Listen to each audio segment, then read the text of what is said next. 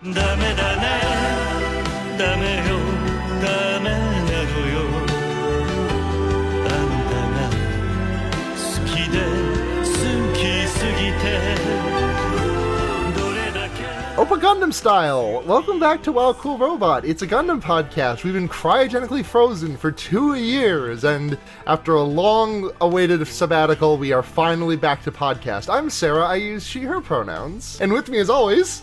Hi, I'm Max. I use he, him pronouns. Ooh, my fucking neck's sore after that. Yeah, oof, I do. I feel like... Thanks, I feel like I watched a Bethesda cutscene. I went into the vault. Oh, was this... I'm feeling like Metal Gear Solid... I feel like I'm playing Metal Gear Solid 4, the way it's like 2 years gives you such a crick in the neck. Oh, we have fun here. Yeah.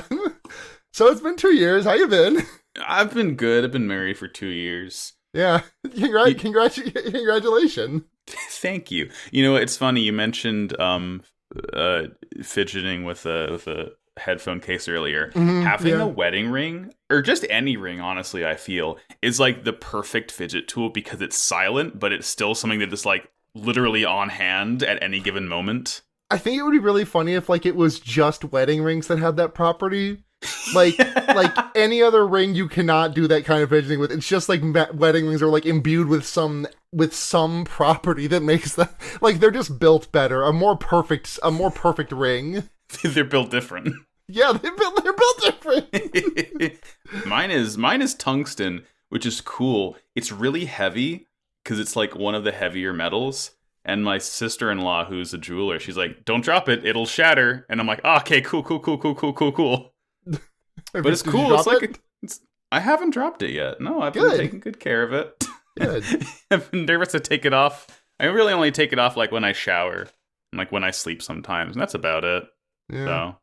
So, I maybe with a ring I would feel different, but like for me personally, it's just like I want to take as few things as possible off to take a shower. Like I have to get naked, no clothes on me, but like. If I'm wearing a necklace, I'm never, the earrings never come out, Yeah. Oh yeah. But I do have a bracelet. It's a bracelet. It's like it's a fucking like. You got the ultra polycule bracelet. Yes, I'm the fourth member. It's one of those like string friendship bracelet type things my mom found at a gift shop in the Outer Banks and gave to me, and it has sentimental value. It is like very old and ratty and like kind of super glued in places, but. Those are like the only that's my drip. That's my drip on hand. Yeah. a tungsten ring and a clownfish looking friendship bracelet my mommy gave me. I'm just thinking about the have you watched Sarazanmai? I have not. Oh, tremendous show. I'm just thinking about like the soccer anklet that the boys have in that one. God, Sarazanmai is so fucking good. I've been feeling like watching some Ikuhara lately. Like Ikuhara having that gender moment in March, which I still don't know very much about, but like good for them. You know who I mean. You know who I mean when I say Ikuhara, right? The person who made like a bunch, like showrunner for a bunch of Sailor Moon, like creator of Utena and Mamoru Penguin Drum, Yorikumi Arashi, and Sarazanmai. I've just been in a mood to watch some fucking Ikuhara. Like there's something about like I don't know, like I know all anime reuses animation in some capacity, but like the way Ikuhara does it feels so like purposefully ritualistic. Like everyone always clowns on like why are they taking so long to transform in Sailor Moon, Waka Waka, but like you are weak and you will never survive the minute and a half sequence that happens every episode.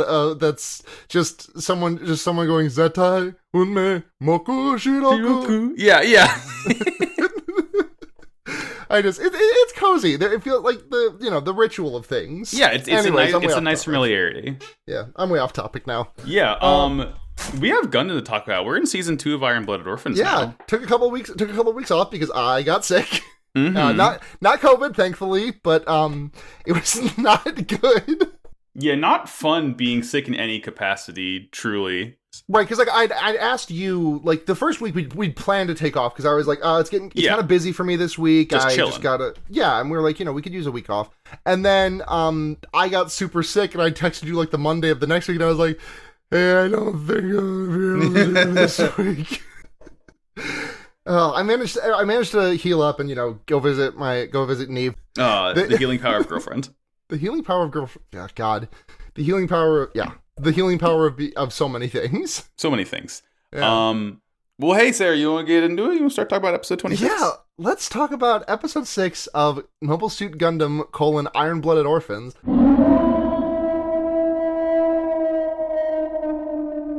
New Blood. In the aftermath of the Arbrow conflict, Tekkadan was rocketed to fame and becoming a proper member of TEWAS and the official military advisor of Arbrow. Kudelia has partnered with TEWAS to establish the Admos Company, and Gjallarhorn has lost a lot of its standing, especially on Mars, leading to an uptick in crime. We meet Hush Midi, one of the new Tekkadan recruits. He's got some tragic past tied up in the Elia Vignana system, and he really wants one. Meanwhile, the Seven Stars are jockeying for power, with McGillis having overtaken Carta's post. After the leader of the group Terra Liberionis is spurned by Kudelia, he employs the Dawn Horizon pirates to go after Tekkadan. When things look nasty, Mikazuki hops back into the new Barbados Lupus, and saves the day. It's like, it really feels like a retreading of the first episode of Iron-Blooded Orphans in a way. Right? It's this nice juxtaposition. Like, the main way that hits is like, Barbatos coming in at the very end of the episode to start beating ass. But like, I think another thing that really hits for me about that is like we were dropped really in media res into like what Gjallarhorn was at the start of it, and like over the course of the first season we kind of like heard bits and pieces about the Seven Stars. Like we know what they were like, we knew that they were powerful, we knew that they were like families that like passed down the leadership to successive lines, but like dropping us into this like political struggle that we didn't really have a grasp on, except for watching like McGillis trying to worm his way into that worm his way to a seat at that table. And now it's kind of like we are left with some of the same like questions, like what exactly is happening here? Why are they jockeying for power? Who are these people? Who is this nice boy with dreads? Who? Oh, we're gonna get to know Eok, all right. Is he not? I texted my friend after finishing these episodes, and I was like, yeah, I like a lot of these new characters seem cool. I like Eok so far. He seems nice, and she was just like, oh, you picked the most hated guy in the entire fandom out of this show. Yeah, everyone fucking hates Eok so bad. I need to know. Hated for like the thing is anytime I hear this about a character who is not like either white or like Japanese, I'm just like, okay, does this guy actually suck, or like are fans just being kind of racist about it? And from what I'm understanding, it seems like a guy that might just kind of suck, and also fans might be a little bit racist about. Yeah, like, certainly it's almost always the latter, no matter where you go, but it's a lot of the former. He sucks, and all my favorite Gundam characters are guys who suck, but, like, he sucks not in a fun way a lot of the time. Right, this is such an important distinction. I'm going to dip into the Higurashi well again. Let's go! The thing is, every adult in Higurashi sucks ass in some way or another, but there are characters who suck in a really fun way, like Oishi or Takano, but then you've got someone who's just like a pervert doctor, like Irie, and I'm just like, oh, this isn't even an enjoyable kind of sucking. He makes 3-face, and I'm just like, I can't even like...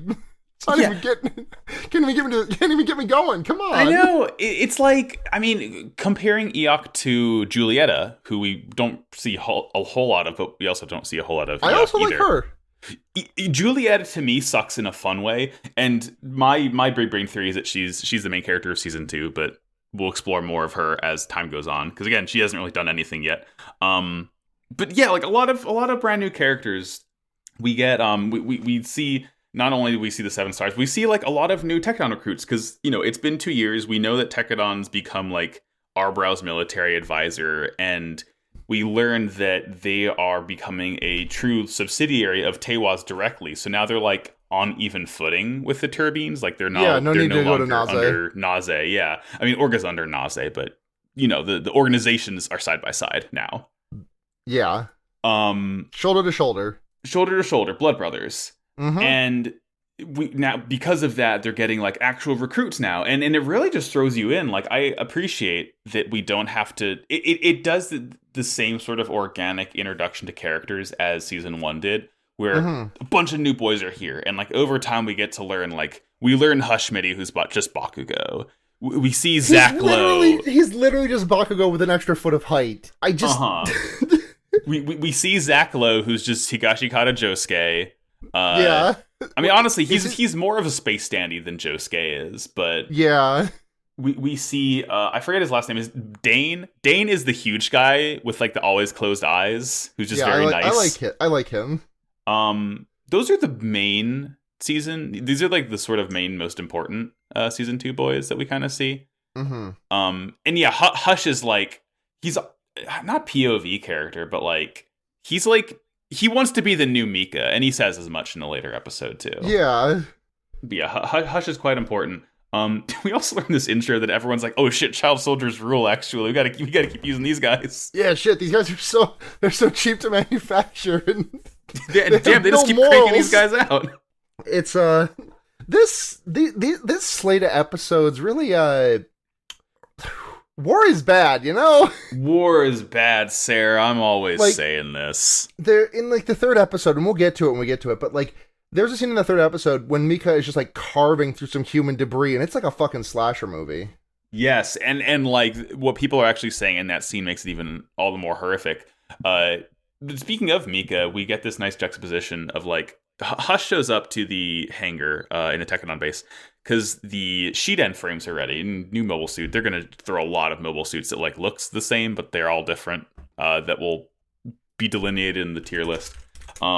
This threw me for a loop because I was like, "Oh, Shiden, which character is that again? I know that's a character." And then just now it hit me. Oh, I'm thinking of fucking Kai Mobile Kai Suit Shiden Gundam. from Mobile Suit Gundam 0079. It's him. It's him. He's back. Yeah, his mind is in all of those suits, like Ayn was. They all have a distinct, rude but in a different way version of Kai. Yeah. All the dimensions of rude. Yeah. There's 20 of them. You just roll a d20, and that's the rude Kai you get. That's which Kai. It's like the Ahab reactors in every Gundam frame. They're slightly different. They operate on their own frequency. Yeah. And Hush sees Mika, who's just like asleep, and he uses this term. He's like, people call him fiend or devil, but to me, he just seems like industrial waste, which is a term that will get repeated later on, but I think it's Yamagi who's at the top of the hangar here, who's like, "Oh yeah, you haven't seen like the real Mika. This is just Neepy mode. You haven't seen what he's like when he gets in the robot, but it's fine now. He's neeping." We jumped a little bit past it, but can we just take a look at some of the names that are on the? Yes, please. I'd love to. The episode opens with Orga and Mika just like looking over the field, the Sakura farm field, and like just also looking at a memorial with everyone who perished, including Biscuit's name on here. But it's what is it? Super Famicom Baseball? Yes, it's Bobson Dugnut type situation. Yeah. Let me here. I've got it's like it shows on the entire memorial stone shows for like a couple of seconds. I'm trying to scrub to it because I just want to do a quick little rundown of these names because they are delectable. And Crunchyroll will show them to me in a moment. Tell me now the name of the child soldiers. All right, here we go. Shiva Amy, Kaltak Pao, Rhina Flural, Alpha Naruholt, Camu Traft, Luang Darkhook, Walbaman Serganov. Fuck yeah.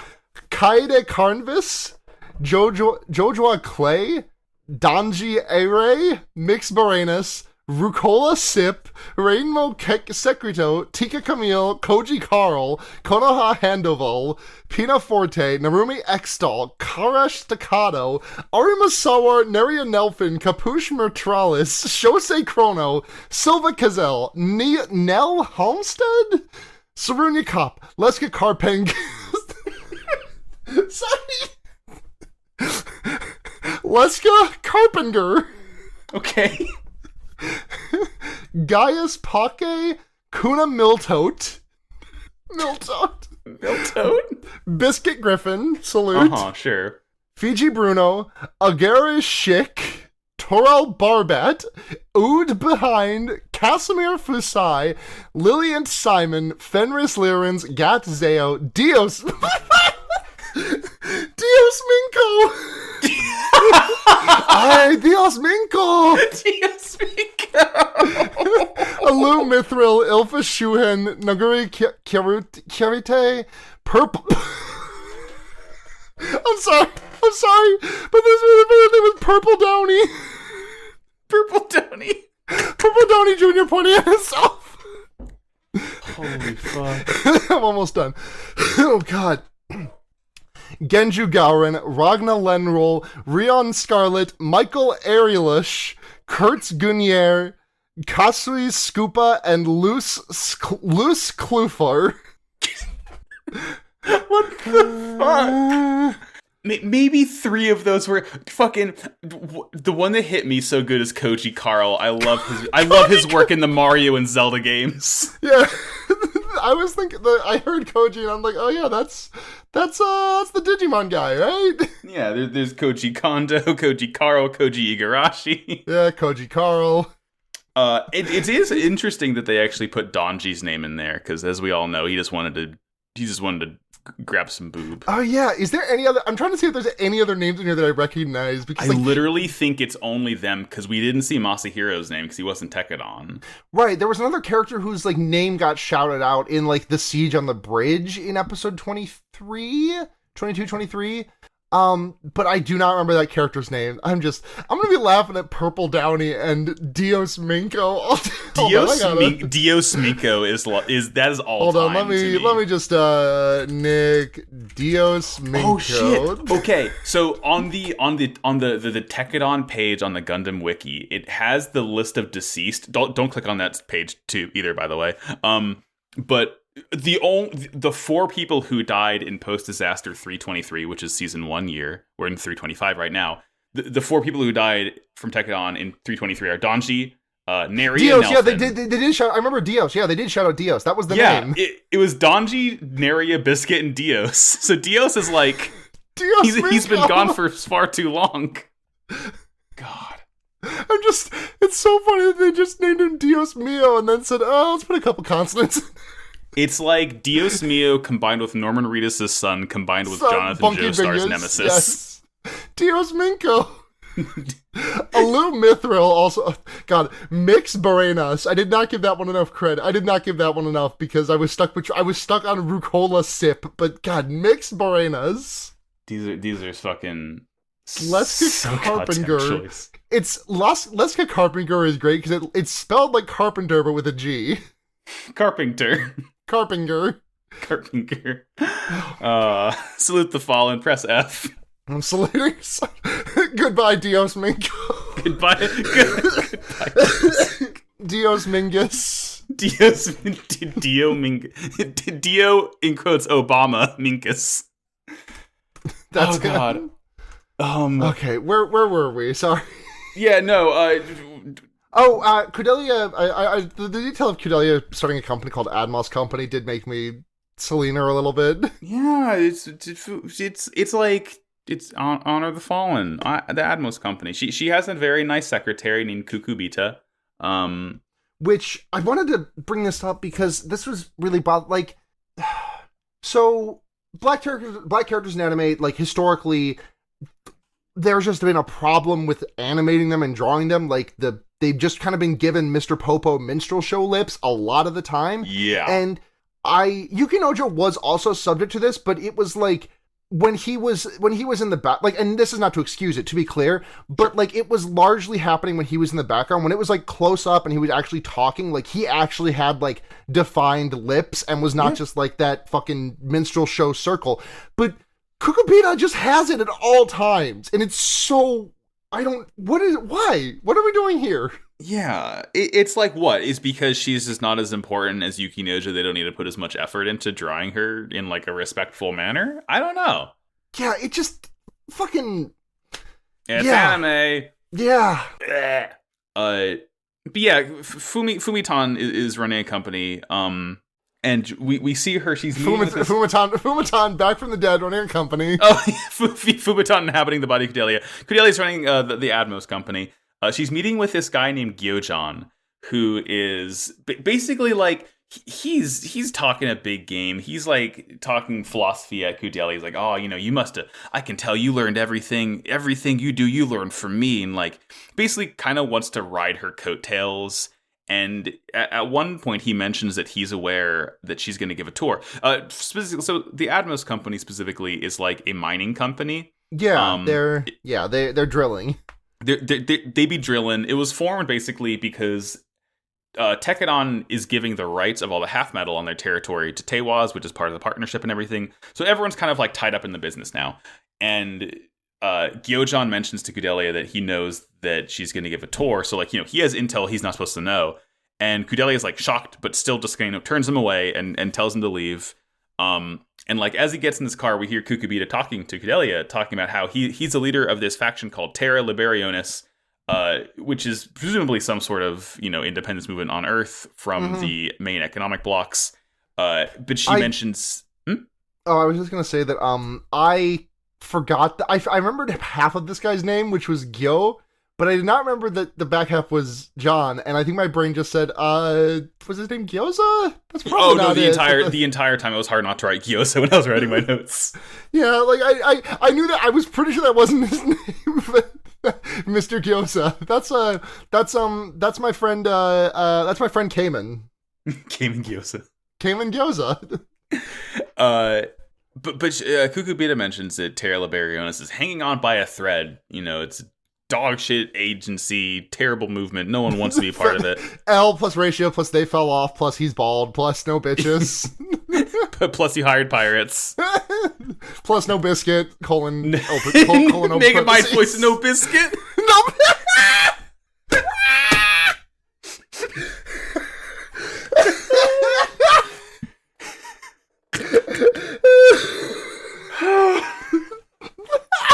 This is what happens. We take a break and we just come back fucking swinging. Immediately off the shits with Megamind voice, no biscuit. Hold on, let me. I need a quick second to just take care of something real quick. Just a quick second. Yeah. Just a quick second.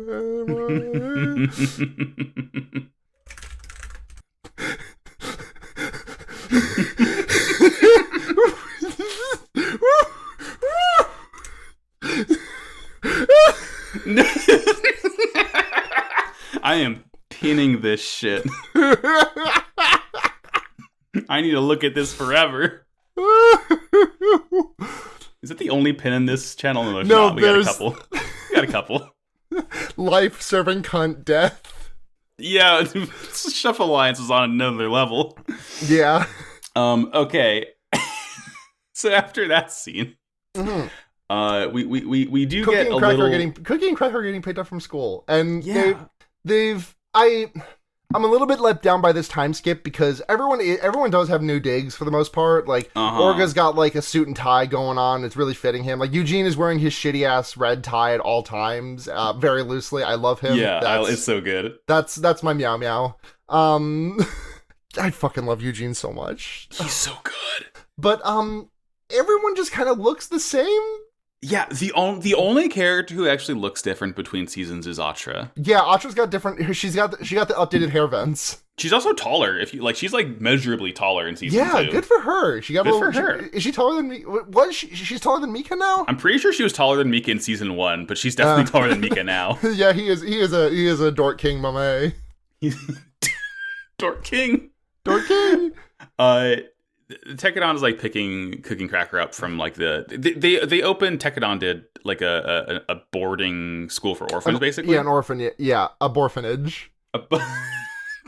Orphanage. It's a bug orphanage. That's where Venipede goes. That's where Venipede and Weedle go. Yeah.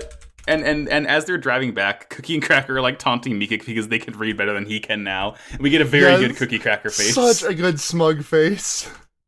And then like a fucking terrorist attack happens at a car in front of them, and nothing comes of it. It's just unrest because the Gjallarhorn is like no longer respected.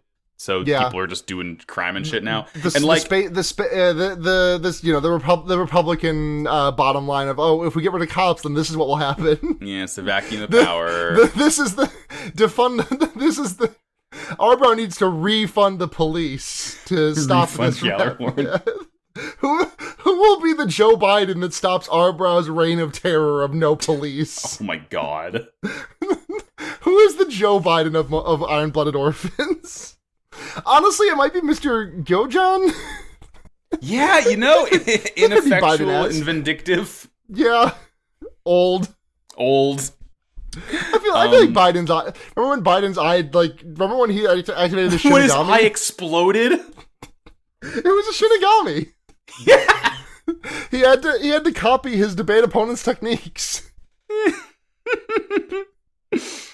Biden do it like the fucking the climactic Naruto Sasuke fight when Sasuke blocks Naruto from doing his hand signs by doing his own off of Naruto's hands, but Biden just doing that to Bernie.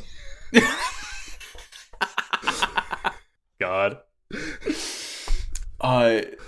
Oh yeah. The car explodes in front of them as they're driving, and Mika has his arm in a sling because remember he can't use his right arm anymore, and he just keeps a pistol in there at all times now. Yeah, he keeps it on him at all times. He keeps that MF thing on him.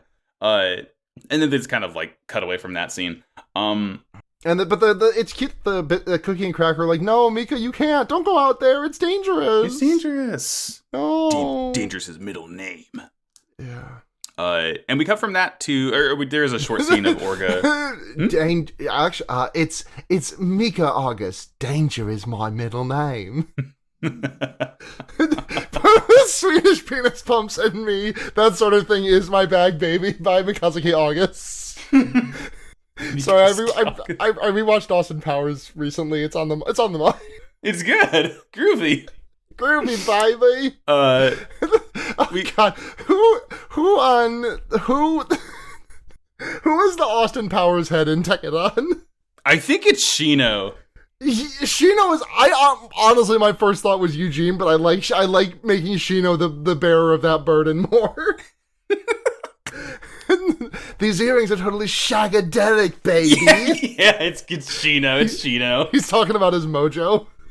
Oh, God. There's he loses his earrings and he just does the fucking spy who's shouting someone's stolen my mojo, baby. He gets his mobile suit stuck in the launching bay and has to very slowly back and forth wiggle out of it.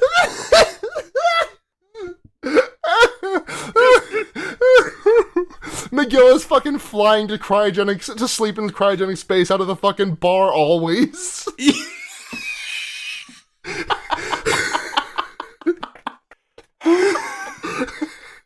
God. Movie holds up. Yeah, still good. 2022. I gotta talk about this one just because it's been on my mind since I watched it. You know that joke in there that everyone just always thinks of when they think about that movie aging poorly about Austin Powers. Oh, that's not a woman, that's a man, baby, and he punches the waitress. Mm-hmm. I don't love that joke, but the thing is that makes it there's a really genuine joke to it, which is that he fucking fist to the face. The waitress is very clearly played by a cis woman, and then he clocks her, and then the camera cuts, and it's just a man there instead, which is that makes that joke hit. That makes that joke hit for me. Yeah, it's still given my druthers, I'd probably prefer it to not, but that is an added aspect of comedy that I like that I do like a good amount. Just this is very clearly not the person we saw just a second ago. Yeah. It's cinematography. Yeah. Sorry, Austin Powers appreciator. Yeah. So we cut from there to the meeting of the 7 stars. We get to see them all. Most of them don't matter. Yeah. We got a gross fat guy in there, which we needed that. Yeah, awesome. We do see presumably Gaelio's father or grandfather there because he has light purple hair. Yeah, same hair. We see a very old man who looks like fucking what's the really old kung fu Street Fighter character? Oh, why don't I know? I played that game so fucking much. No one played that character. It's not Fei Long is the Bruce Lee guy. It's he looks like Gen. Gen, that's his fucking name. Yes. He looks a bit like Gen, but he has like a really droopy mustache and eyebrows. You can't see his eyes. To go to her reference that I think more people would probably know, he looks a little bit like Gakuganji from Jujutsu Kaisen. There you go. All right, yeah, that's better. Yeah. No, of course, I greatly appreciate the Street Fighter 4 reference. I'm just for the breadth of the audience. Yeah, sure. We got to cover our bases. We also meet Eok. Is that how it's pronounced? Eok Kujan. Eok Kujan, and I have been entranced by his looks, his good looks, his nice hair, his silly behavior. Mm-hmm. I'm sure he will betray me very shortly, based on the way everyone talks to me about him.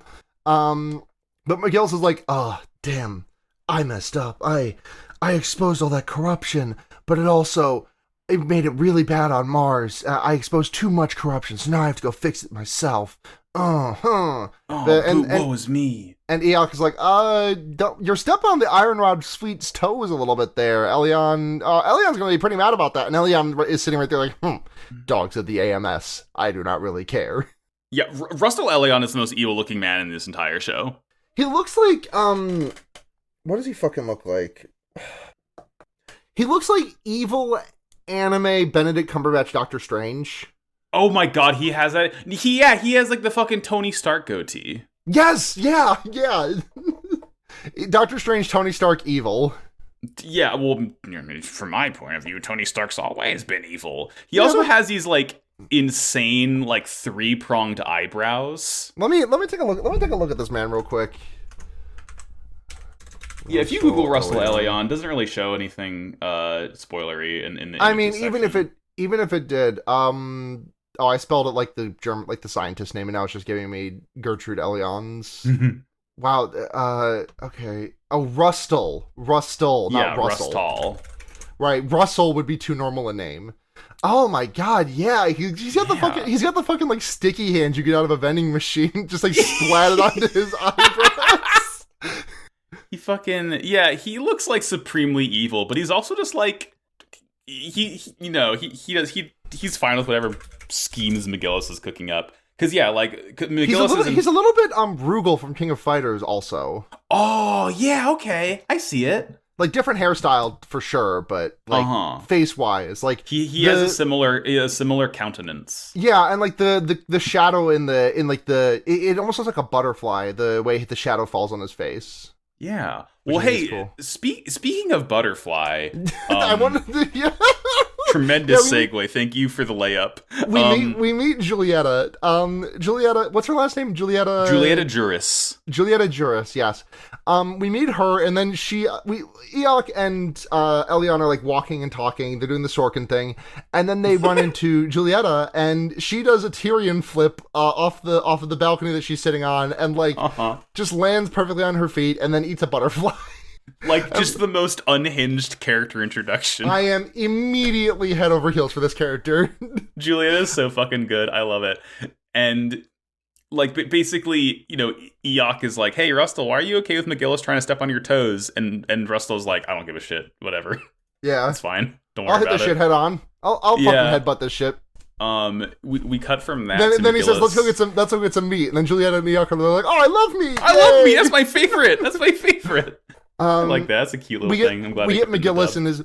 I really like the cinematography here of just like McGillis's extremely empty office. Like, and I think this is like, I really like the symbolism here because like this is the same office that his father held, right? Yes, he's in the Gendo Ikari office, right? And I really like the space of emptiness that has going on here. Like it also kind of like backwards characterizes McGillis's father a little bit, where it's like, because there all of this empty space around him. It's just a desk and a chair in the middle of this room. There's really no like furnishings to speak of, just like the big window panes behind him. Yeah, and he laments to Isurugi. Yes. He laments to Isurugi like, I don't have any friends anymore. I got someone I can count on, but not a friend. Well, I mean, to add to like the sort of visual language of this room, the entire wall is a window, but like the room is so big that like none of the light is even reaching McGillis. Like he's in shadow the whole time too. Yeah, I can't believe I missed. I'm normally on high alert for the shadow stuff. At least I think so. That's how it's like in my head. I could be completely wrong and just misremembering it and just remembering how I want it to be because it'd be cooler that way. But still, let me take a look at the shot. I've got the episode pulled up. Yeah. I don't understand how none of the light is hitting him, but it's not. It's cinematography. It's a metaphor. I just. How is he? I guess he's in the shadow of it. I guess. I don't know. It's because he has no friends. I feel like there should also be light coming in from above to cover him a little bit in light, but it's whatever. I'll take it for the cinematography. Yeah, it's because it looks cool. Yeah, it does. And it does. He blocked out most of the windows when he got the office. Yeah. So we cut all the way back to Mars. Because, the Tekkadan's been hired to protect Kudelia because she's been afraid of whatever the fuck Gyo's on. Just like old times, eh? Yeah, one last job.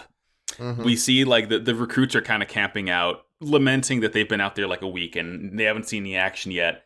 And lo and behold, Akihiro shows up and is like, "Hey, we gotta fight. We're getting it. We are fucking under attack." Yeah. It's Dawn Horizon. They have mobile workers at first, and yeah, there's it's Dawn Horizon. Every time I hear that, I just think of Linked Horizon. I think of Revo's cool band. That's what you think of? That's what I think of. And not the you don't think about like what it'll be like when they're beaten and there's 0 Dawn Horizon left? Oh. Sarah, I literally was playing Forbidden West like an hour before we recorded too. Well, yeah, Horizon Zero Dawn is not the one you think about anymore. Now it's the Forbidden West. That's right. I'm in San Francisco now. But the entire time I was watching, I was like, okay, Guerrilla Games. All right. I yeah. can. All right. Damn, I did not even clock that. That's fucking whizzed by me. I cannot believe how fucking far down that path I had to lead you before you saw the trail. Push me in front of the robot dinosaurs. Yes. You are going directly into the triangle path that long neck is walking. Stomp. It's all well and good when it's just mobile workers fighting each other. And eventually... But of course, then the mobile suits have to come and fuck everything up. Yeah, but it's fine. We have a couple of our own. Shino rolls out. He has his own unit. I think it's like the first unit, but he calls it the Ryusei unit because that's his whole shtick. And he has like a pink painted Shiden frame. I love how fucking Chuny Shino is. He's so fucking great. He's so fun. Charismatic, energetic. Maybe calling him Chuny is wrong because I guess Chuny probably refers to a specific kind of thing, but just the enthusiasm he has for themes and team names and squad, yeah. He just the enthusiasm he says for saying cheesy shit just with a big grin on his face. I'm gonna be sad when he dies, which again, just me resigning myself to the fate of these characters. I do not know anything about the actual fate of Shino in these episodes in this show. He seems to be doing totally fine now. He's kicking ass. They're all fighting. I'm sure there will never be a moment when he gets overconfident in his abilities and accidentally oversteps and gets absolutely fucking split in twain as a result. I'm sure that will never happen.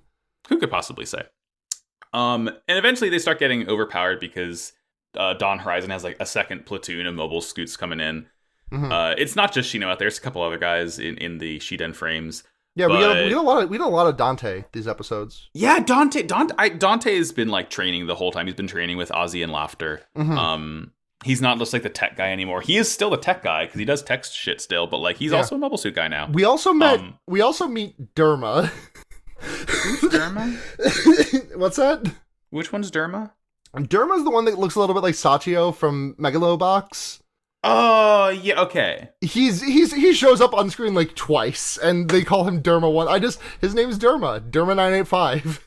He's, Derma hits perfect yoinky splanky, must watch. He's actually, he also has the last name Atland, I guess, because he's just one of the, he's one of the human debris that they got from wherever Akihiro came from. Brewers. The Brewers, yeah. One. Derma 995 is pretty good though. Derma just returning, just in the little Tekkadan. I am not going to charge into this battle with just my mobile worker. It would be completely reckless, and it would. Okay, Tekkadan. One mobile. Yeah. God. The entire basis for my Germa impression is that fucking the Fate Kotomine Germa as Kotomine from Fate post, where he's like, "Chat, I am not going to use a command skill to kill Lancer. I am not going to." Okay, one.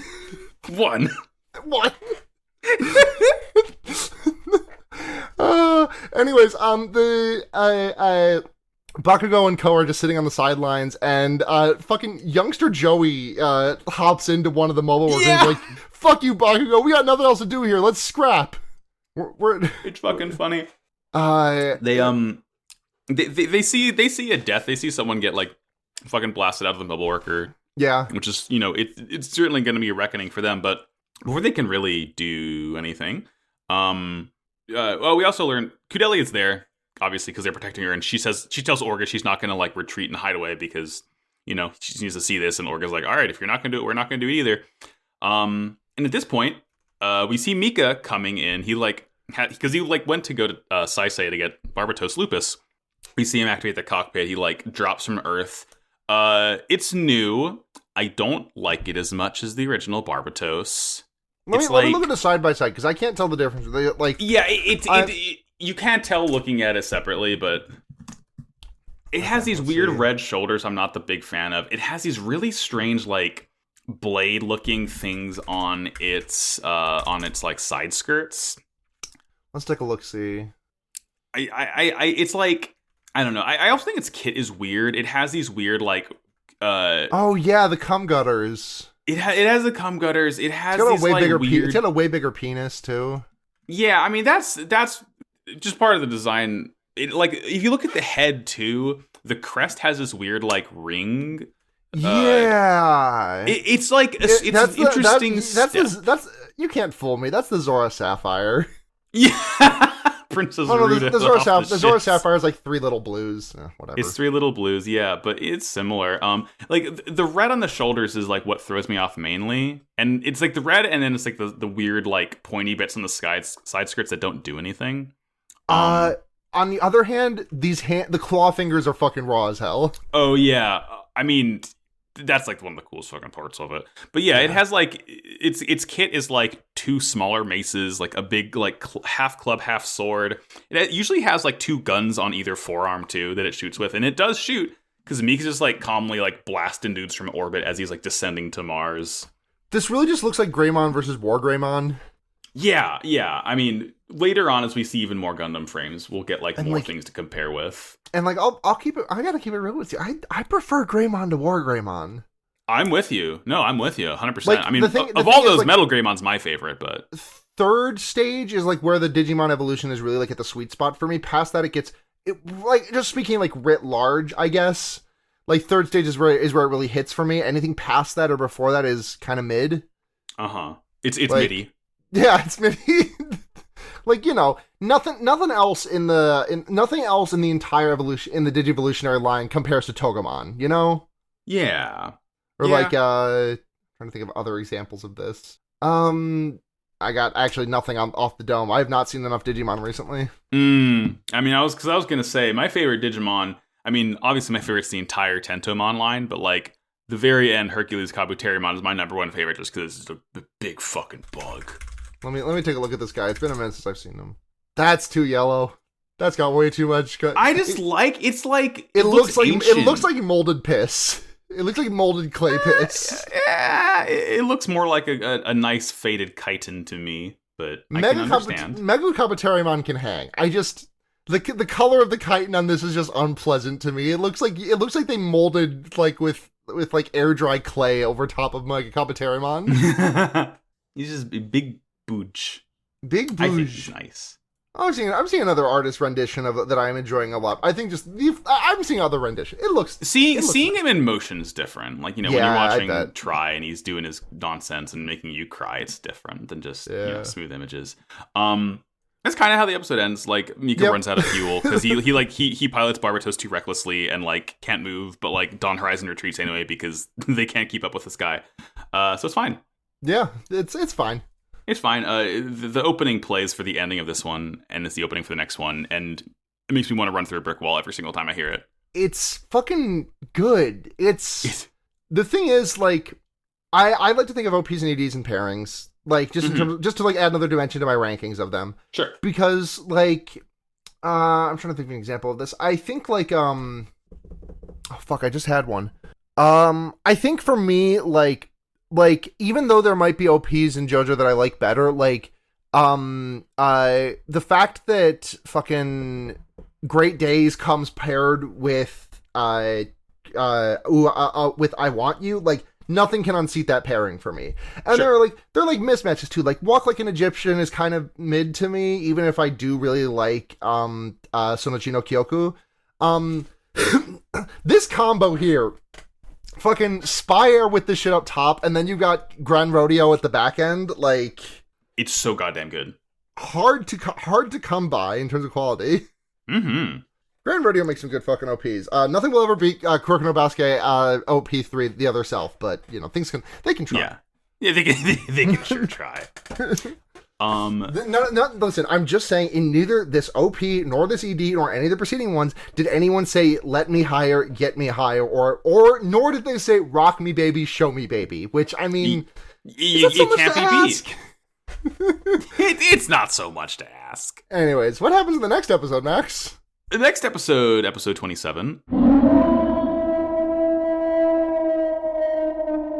In the midst of jealousy. As Mika joins the fight against Dawn Horizon and Barbatos Lupus, they are forced to retreat. We learn Gyojan has hired Dawn Horizon to take out Tekkadan and Kudelia, but at this point it's become personal for them, and they'll use their full military might to fight against Tekkadan, just as Tekkadan will now to Dawn Horizon. Miguelos contacts Orga and wants to aid him in the fight against Dawn Horizon in order to increase his standing with 7 stars and control more space. We learn that the reason Hush wants to pilot a mobile suit so badly is that his big brother figure from when he lived in the slums tried to get the AV surgery and failed, killing himself because of it. So he wants to be a source of pride and hope for all other like him by becoming an ace mobile suit pilot. Lastly, we learn that a mysterious masked figure has been giving Restel's Aryan Rod fleet information on Miguelos' actions, perfectly predicting his every move. This brother shit really, I don't know. We can get to it proper when we can go through this bit by bit, but I just like, on one hand, the way that this world that views like broken bodies as disposable, like it's not put in the right, but at the same time, I'm just tired of, I don't know. I think I'm just kind of tired of paralyzed kill self. Yeah, like it's one of those things. I get what it's going for thematically, like, and like it's not to say that, like I don't get it. I get what it is it pointing at, and like the way that the society treats like non-functioning bodies as debris, as weight, like the human debris. It's a big focal point of this series. I won't deny that. I'm tired of this specific thing about it. Yeah, it's like it's one of those things where you can recognize the importance it has to individual characters. Yes, like yeah, like it is motivation for Hush. Like he wants to be able to protect, his loved ones, the people he grew up with. But at the same time, it's just like it's so tone deaf to real life. Mm-hmm. It's like, your life is certainly not over if you have an injury like that. That's like the fact that like this show is kind of like, and the fact that like what's his brother, whatever his brother's name is, the fact that he kills himself, like even while Hush is saying, yeah, like while he's still being supported by everyone too, it's just like, right. I'm trying to engage with it, in faith that maybe, good faith, maybe it'll go somewhere with this. I just, in the moment, not hitting. I mean, I have been in the past eating crow on this, and I will probably eat crow again on this podcast, but just in this moment, didn't. Ugh. Yeah, I mean, yeah. I will say the show does have more to say on this, and yeah, you might I bet. Yeah, I would honestly be surprised that like if this was just left here. Yeah. So we Mika, the Mika touches down is hitting the fucking movement. The war is bad, but the thing is that this robot is very cool. This is a cool robot. Like as he's fighting, Dane is giving exposition about how Mika is like a nice special boy because he has this cool suit. He has the AV system. Like when he's in a suit, he becomes a different beast altogether. And that's when Hush is like, "Oh, that's the real Mika, huh? All right, I understand now." Yeah. We get the OP. It's good. we cut to Gyojan talking to the leader of Dawn Horizon, Sandoval Reuters. Yeah, and Sandoval hits him with "You don't matter anymore," plus L, plus bald, plus you're an activist. Yes. And then he tells his buddies, he tells his staff the three things that all pirates need to do. It's hear, feel, and think. It's defeat, pillage, and rob. Yeah, it's like, all right, yeah, that sounds like piracy to me. Sure. Weird. Those words have like no impact. Like, I don't know. I feel like the order on that got fucked. Also, like rob, pillage, defeat. Right. Yeah, I don't know. It's like he says it like it's this very meaningful phrase, but yeah, like to us, there's just another like enemy organization to get through, you know? Right. But regardless, Dawn Horizon, you know, it's hard to make these jobbers feel like anything more than jobbers. Yeah, honestly. But we then cut from Gyojan talking to Dawn Horizon to Gyojan talking to Nobliss, where he tries to at least, like, we see Nobliss, he's getting a call from Gyojan, and Nobliss is just being like, you know, I thought he might have been a pawn just like Kudelia could have been to me, but he's useless as well, just ignore his calls.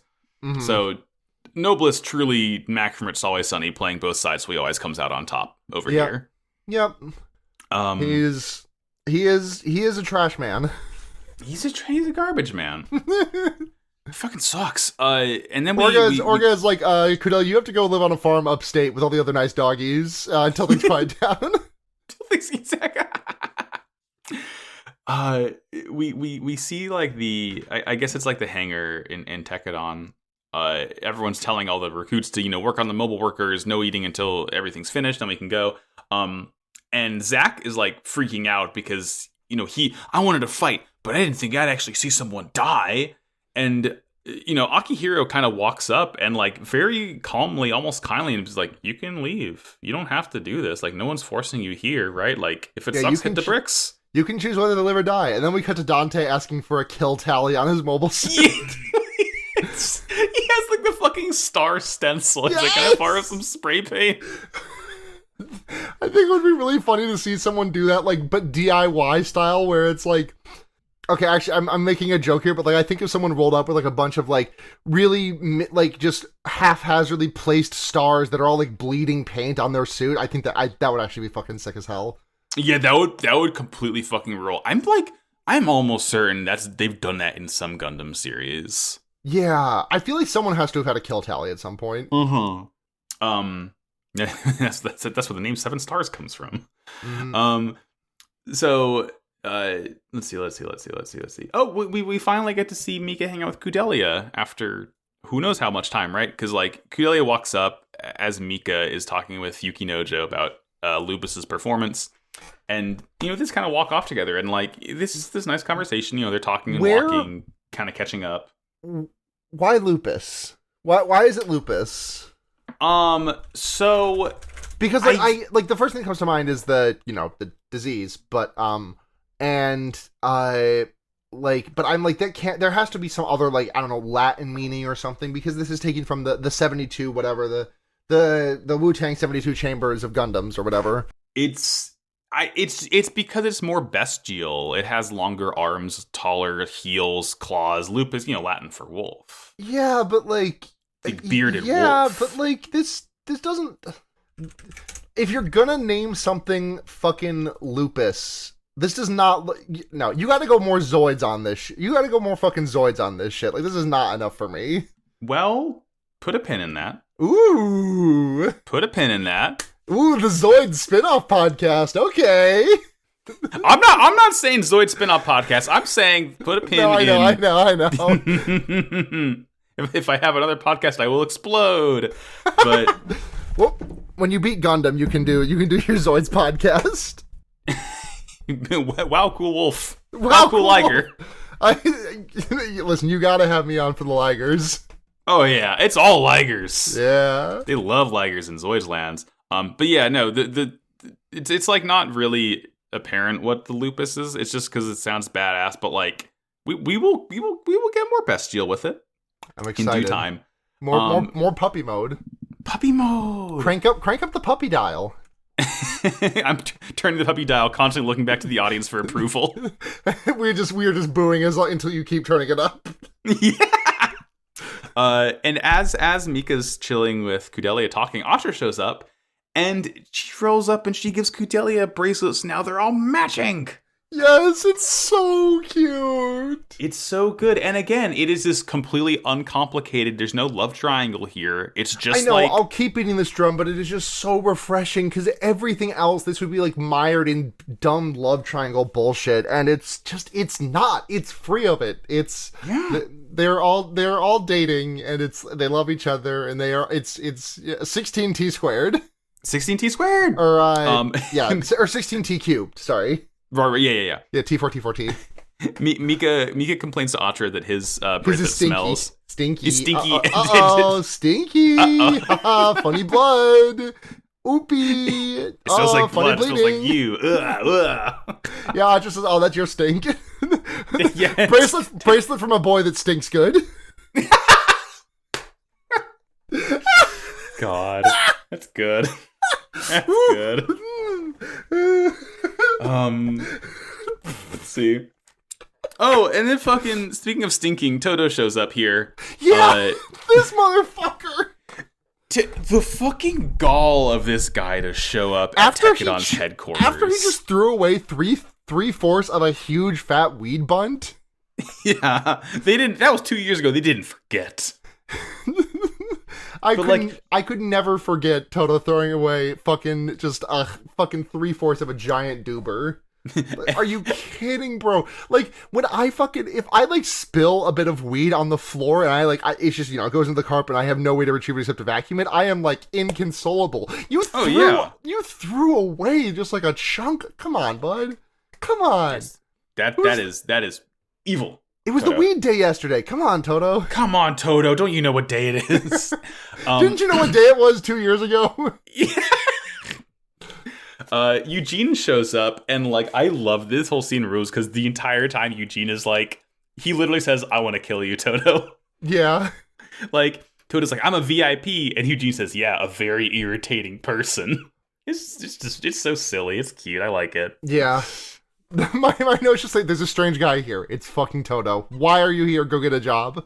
Go get a job. This is his job. Stay away from her.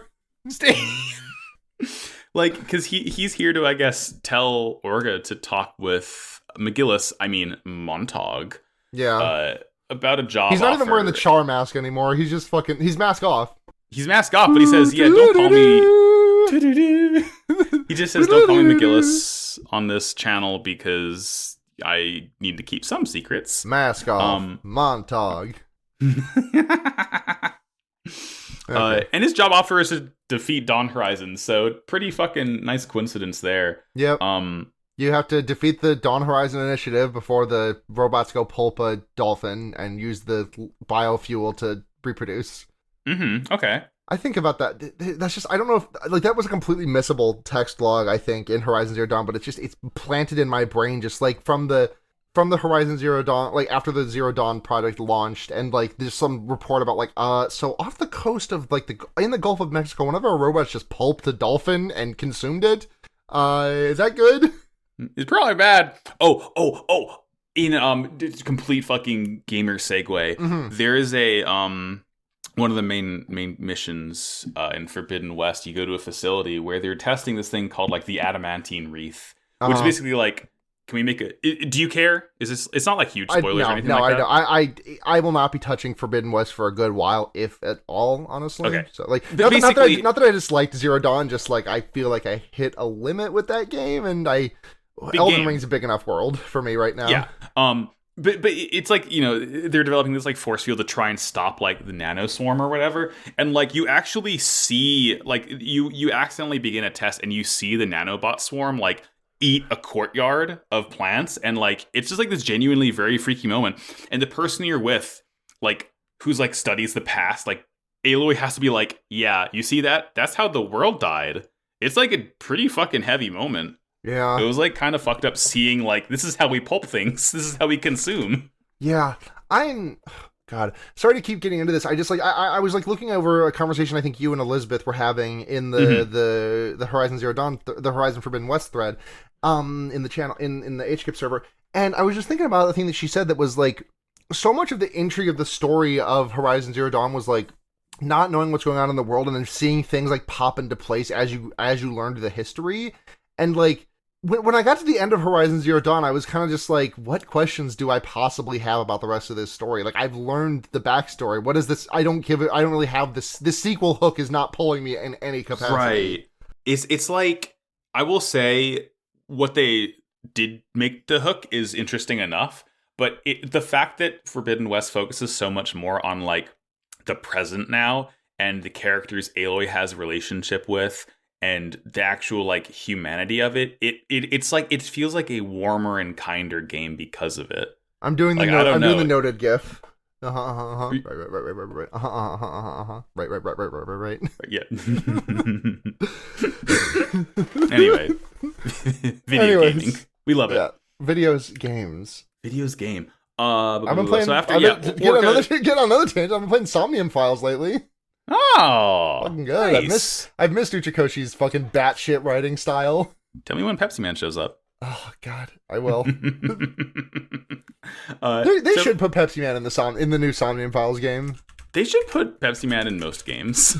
I'll be the one to say it. The fact that Pepsi Man is not like an unlockable character in any fighting game is so fucked up. Because like, you know how in Resident Evil 2, I think you could be Tofu. Yeah, you could be Tofu.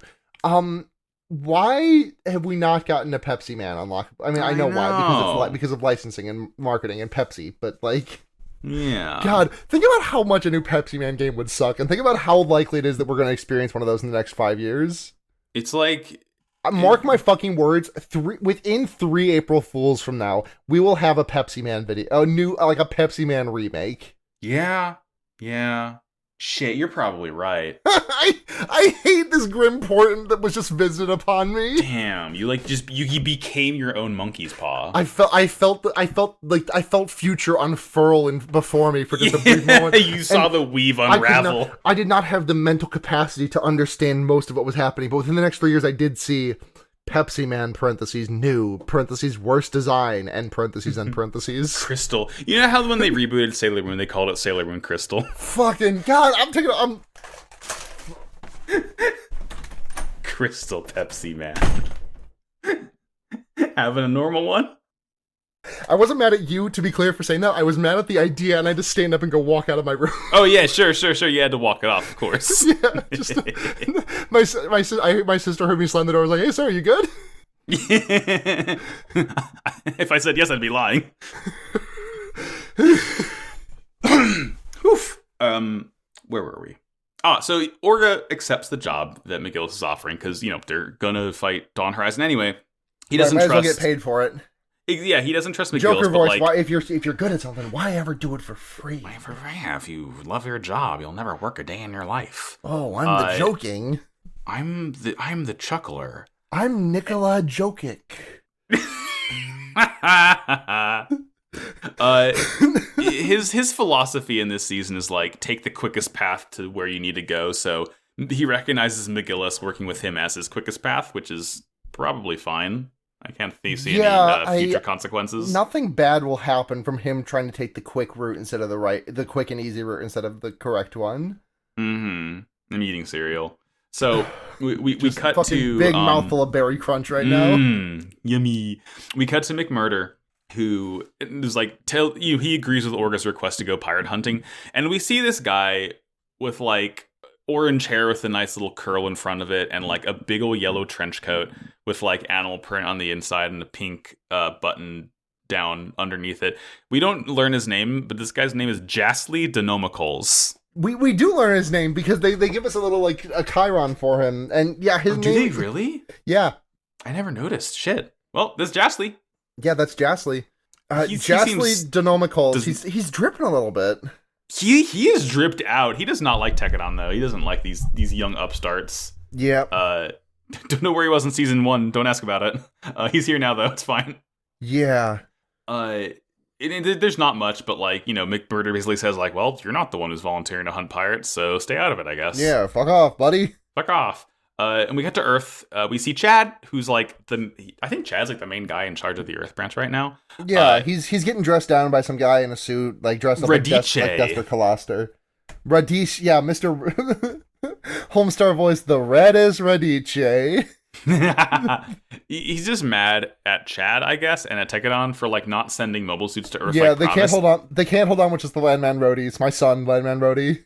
Yeah, my son, Lan Manuel Rhodey. I'll workshop it. Yeah, Rhodesia? Is that anything? Rhodesia. But Mr. Radish, Mr. Red Radish, and Chad are like, oh, this argument's going nowhere, and just fucking split it. They're just like, fucking bye. Yeah, space needs the seats more than Earth because they're actually fighting right now. Some Tekkadan kids. We cut to some Tekkadan kids bossing some some fucking SWAT team looking guys. Yeah, they're like military police looking assholes. And we meet a new little boy who is my son now. I have known Aston for exactly 20 seconds of screen time, and if anything happens to him, I am killing this podcast and myself. Yeah, it's the Aston, Takaki, and Fuka show right now. Yeah, they eat a stew. They do eat a stew. We get like a fun little what's the word I'm looking for? What's the cut? Like where it's like you see like a fucking, I don't know, like a trash can from a bird's eye view, and then it like cuts to someone's meal from a bird's eye view with like the circle in the same place. Match cut. It's a match cut. We get a nice little match cut. It does that, yeah. Yeah, we get a little match cut from Takaki taking him home to Takaki takes Aston to his house with his sister, right, Fuka? Yes. And he's like, and Taki's like, you were right, but so were the cops. I'm centrist now. Yeah, wild Takaki. Don't say that again. Yeah. We get this match cut to from that place to everyone eating in the Tekkadan barracks, and Yamagi has gone vegetarian. Yeah, he doesn't like the real meat chunks. Yeah. Like I like meat chunks in my stew. Give me protein, yummy. Yeah. This is when Hush shows up to the table where Yukinojo and Atra and some other guys are, and he says, "Excuse me," does the little finger pointing at each other. May I please pilot a mobile suit? May I please get AV'd up? I want the surgery. But then Yukinojo's like, no, you're too old to get it, and Atra's like, you cannot get the fucking surgery. No, the boss put these rules in place to protect you, and he's like, oh, don't make me show you the back of my hand, and the back of his hand does not say please be nice to me. He's about to fucking smack her. Yeah. Like, and Mika's like, oh, you hit Atra? You smack Atra like volleyball? Jail for Bakugo, and starts to break his wrist. Yeah, like Yukinojo literally says, you're gonna break his arm if you don't stop. Yeah, and it's fine. Like he walks off, and he said something like, oh, why did it work with you and not him? Yeah. And then my notes say, oh, did Bakugo have a brother who died to the AV surgery? And close. Basically, yes. He talks to Bwilf is his name. Builth. Bwilf. Yeah, it's a tremendous name. But yeah, he exposits to Dane about this. Bwilf was like the sort of big brother of all the kids living in the slums on Mars, and he goes to. Oh, go on. Sorry, go on. There's like a thesis, not like a thesis. I think I wanted to say, but it's after the end of the scene. Okay, yeah. So Bwilf was working with Tekkadan, and he goes to get the AV system implanted, and he comes back, and he just gets like tossed back in by the fucking, because this is back when Tekkadan was CGS. He just gets tossed back in by the CGS guys with like this like fucking horrific looking wound on his back because it didn't take, essentially. And he's like, he went in for the surgery, and then like the exclamation points, Scarlet Rot! Exclamation points, and then threw it out. Yeah, he has like the fucking Senator Armstrong like thick veins underneath his back. Yeah, it doesn't look good. Doesn't look good, but he's paralyzed and he can't do anything. And the whole time, we see Hush is treating him really nicely and saying, you're still a big brother, we'll help you out. And this is when we hear the origin of the term Hush used, because Wolf calls himself, or he says that CGS called him industrial waste because he couldn't do anything anymore because he got paralyzed. Industrial waste sounds like a legally distinct term from human debris. Like if I was making like like metal veined parentless children, the anime, like the Asylum Studios production of Iron Blooded Orphans.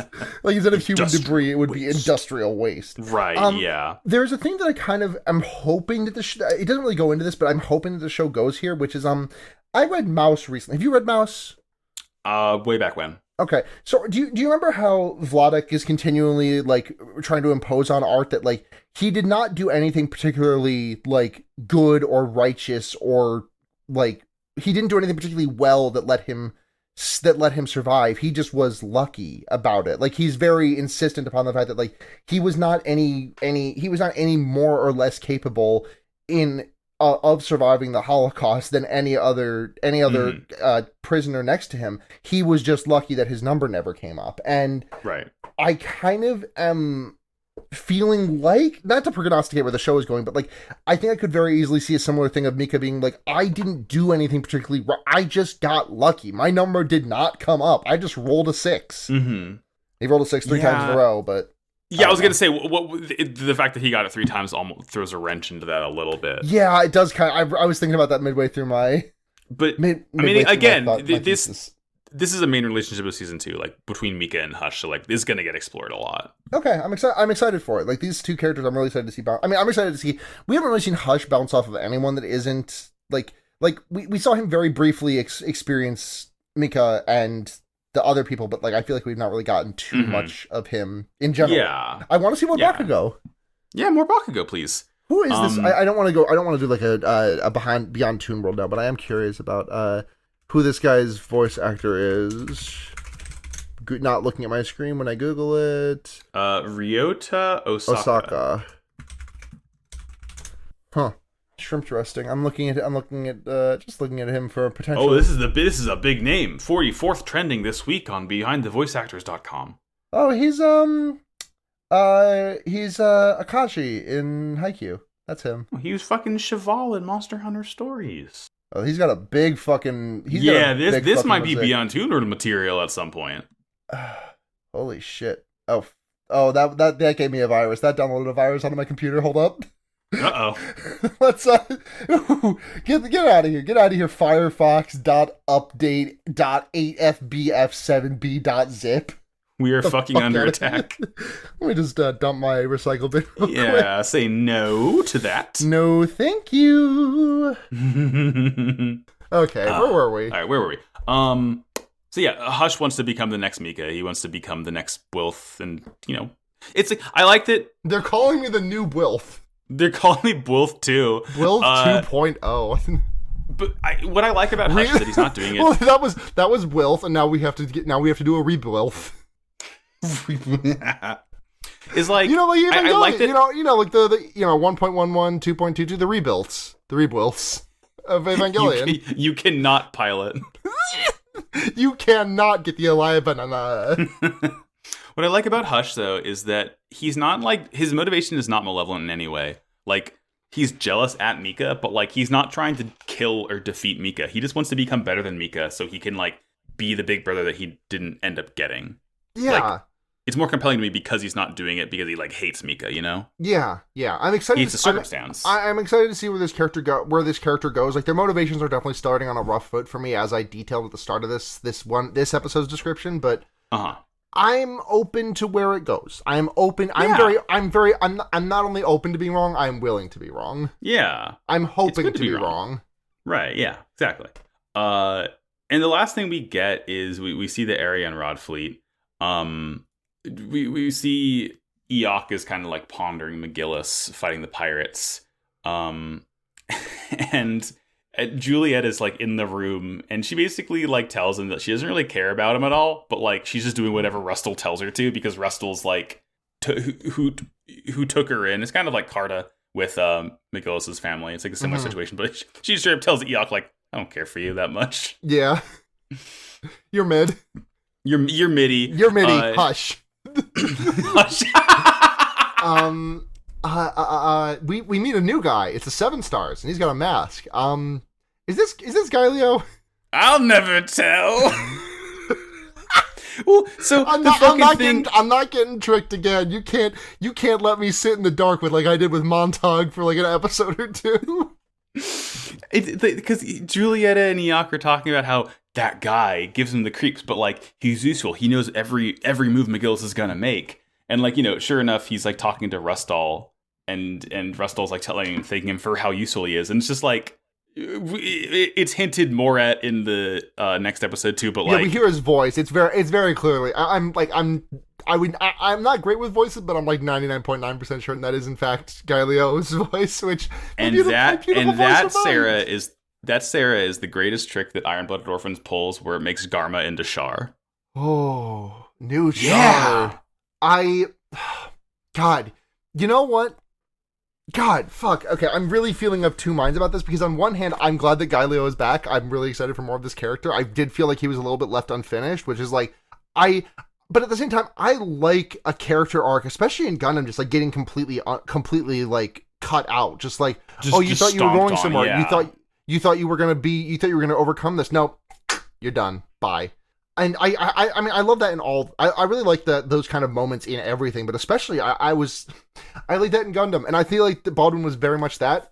But again, I just have to look at like who actually died at the end of season 1: Biscuit, Carta, Dios Mingo, Dios Mingo. Like that's it. That's it. Like, I mean, can we get a couple of other deaths that stick? Like, if it was... Sarah, there's no season 3. Yeah, you know what? I guess there's no season 3, so I guess I'll get what I'm fucking asking for in a couple of weeks' time, and I'm gonna be so like, oh, why did I wish this upon myself? A finger on the monkey's paw curls. Yeah, like all 5 of them just balling into a fist right now, and they're gonna smack me in the face while I cry. Damn, monkey's paw flipping me off right now. Monkey's paw curling all but the index and middle finger down. It's like getting me in the eyes like the Three Stooges. Yeah, it does the fucking shaka. Yeah.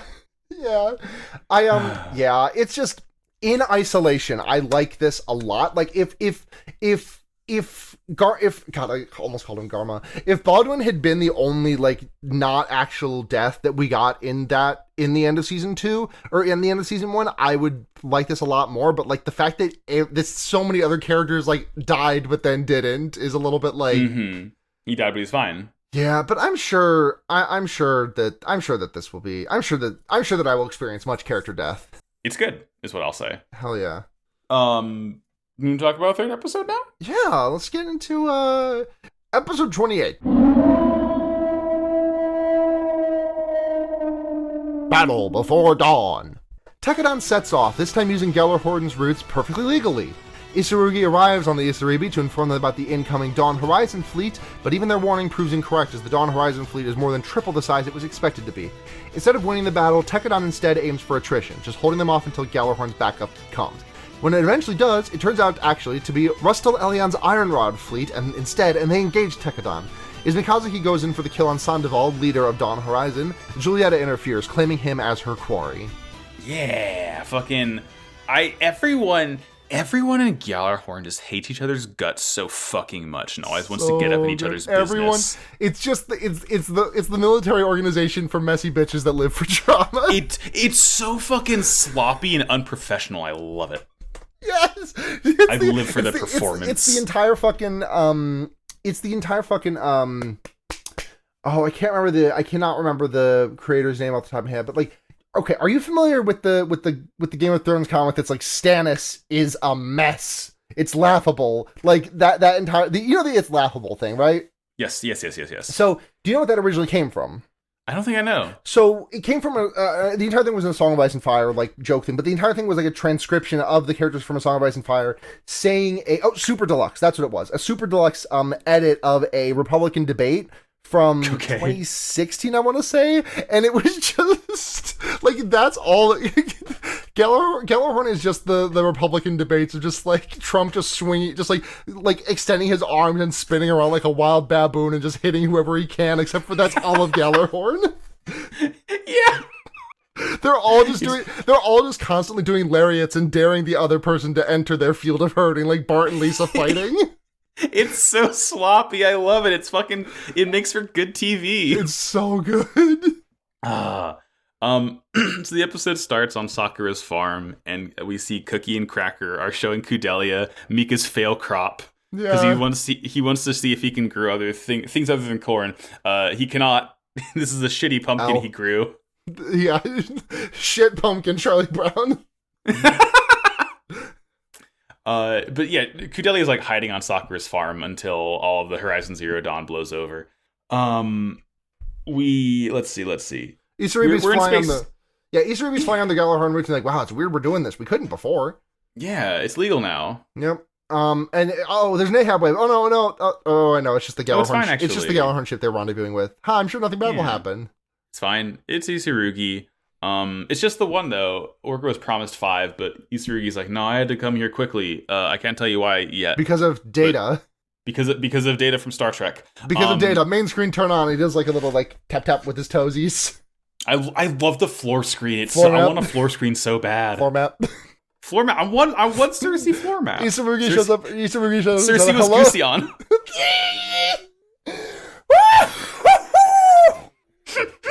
Cersei was Barbatos. Lupus. Cersei was Shiden. Cersei was Gallarhorn.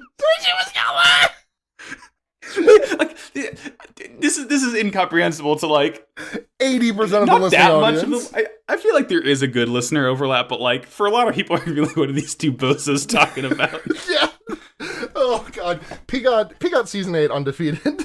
Undefeated, best ever do it. Cersei was Mario Kart. Cersei was Mario Kart. But yeah, he basically Cersei was Mitty. God. Christ. Isurugi points to the floor map, and we see 3 Dawn Horizon ships in wait. And Isurugi's like, all right, hey. I had to speed ahead because the rest of the ships could not keep up with me. Yeah, I'm too fast. I paint my ship red and it goes 3 times faster. Yep. They're calling me the White Sonic the Hedgehog. He does pilot a blue mobile well, suit that's later. Silver, I guess. Yeah.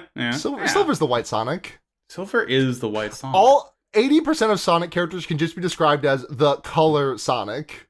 Like, this obviously this doesn't map to everyone. Like, Cream is not like the orange Sonic or anything. Right, she's Benui. Yeah, she's Benui. Like, Big is not the purple Sonic. No, he's Duke Nukem. Is Mephiles the purple Sonic? Mephiles is like the purple shadow. Did you call Big Duke? Yeah, that is John St. John, isn't it? Yes, it's John St. John. Yeah, never forget. Who is the voice of Sam Fisher? Because I always thought that. No, that's John Splinter Cell guy. What's his name? Splinter Cell Sam is Jay Brazeau. Is that not Iron? I thought it was Michael Ironsides. Google tells me it's Jay Brazeau. Oh no, it is Michael Ironside. You're right. Why is it telling me Jay Brazeau? Maybe there's multiple ones. But anyway, Silver is the White Sonic. Shadow is the Black Sonic. Knuckles is the Red Sonic. Yeah.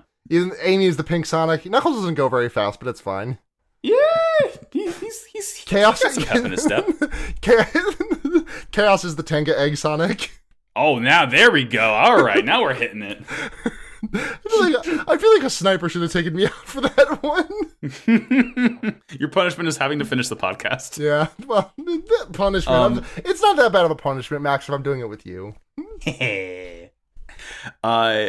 So yeah, Eugene gets put in command of the Isaribi, and Orga is like, this is as the kids say, sus as hell. But he agreed to it because it's quick, it's easy, and it's free. Pouring river water into the pouring river water into your shoe of military decisions.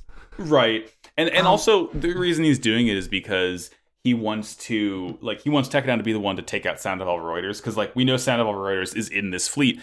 And, if you do that, then Tekkadan can make a name for themselves. Yay! We're all preparing for the battle. At one point, Orga and Mika are talking, and, Atra's waiting by the door for him and kind of, backs away and is, floating in zero-G. And I don't know what the line is in the sub, but in the dub she says, "I'll always just be a third wheel." No. Poor Atra. She's doing the thing where she's hunched up, holding her knees in her arms, balled up. She doesn't want to break up the brother check-in. Yeah. How my bro's doing? Yeah. It's It's honestly like the thing is this is fine to me because Atra is like, I don't want to be homophobic by intruding on this shit. Yeah. She knows that she has a separate relationship with Mika and Fidelia. Yeah, she's not involved in that. She's not involved in that arm with the polycule. It's fine.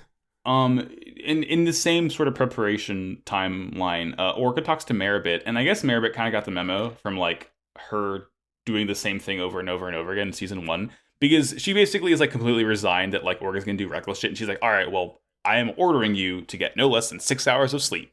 It's like the relationships kind of change a little bit. It's like the thing is, this is like I was really worried that Meribit was just going to be like a mom after the end of the last season, and her like bringing up like the I don't think this is a good idea again, and then be like, but I know my protestations will have no effect, did make me wince a little bit, but like you have to go bedtime mode for 6 hours. You just work for 36 hours. If you don't like it, take better care of yourself, dipshit. Like she's momming him, but in a way that I find really enjoyable and not like just rote of a character like her. It's like stepmom. Yeah.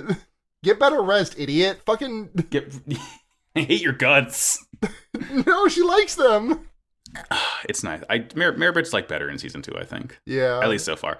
But as we approach Sandoval Reuters' 3 ships, it's actually 10 ships. Oh, fuck. They fell for the trick that everyone does. It just, I guess, reading Ahab waves is linear, so you can just hide ships behind each other perfectly. And they do like the comedy thing where they all like poke their heads out from behind the same lamppost. And there's just like a shitload of ships more than you thought. Yeah.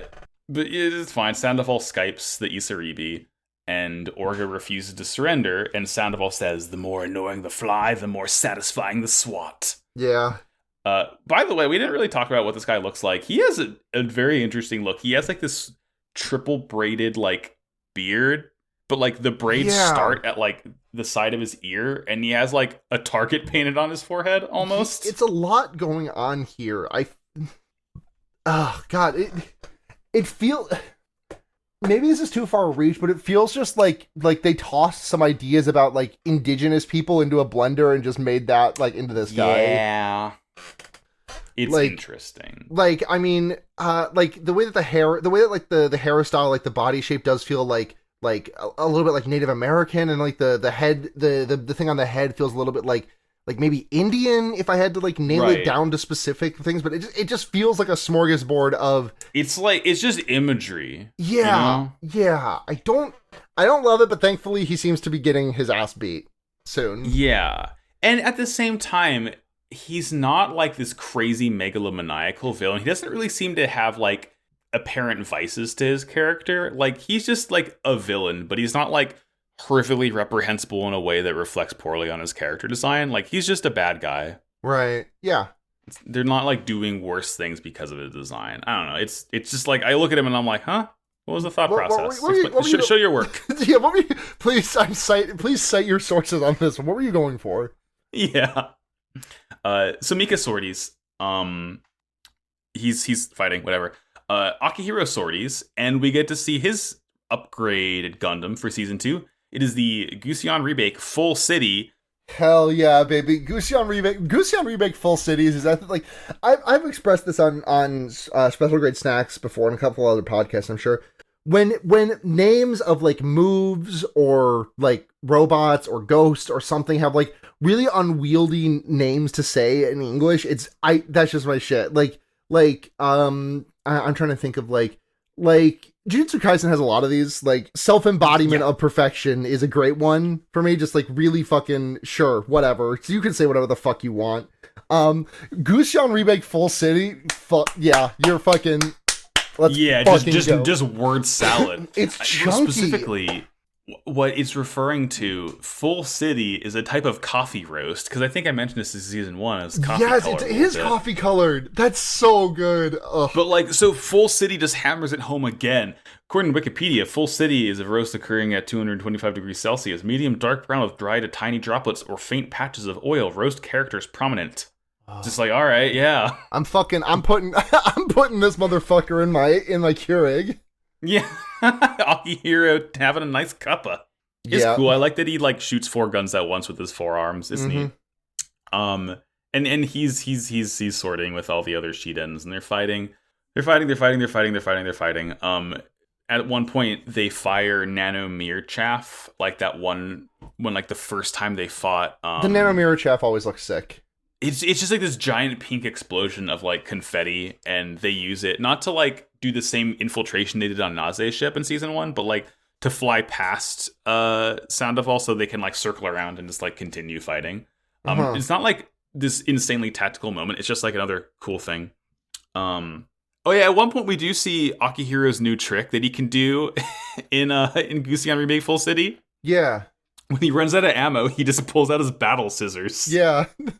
These things rule. He's got the fucking wrench that Mika pulped that guy at the end of after Carter killed Biscuit it is last similar season. to that, yeah. I thought it was just the same thing. I thought they just like took a page from that book. So I don't know if you can quite tell from the show, but like it's built into the mobile suit. The entire rear skirt of it like will pop off, and you can pull it around to the front and just like start chomping away with it.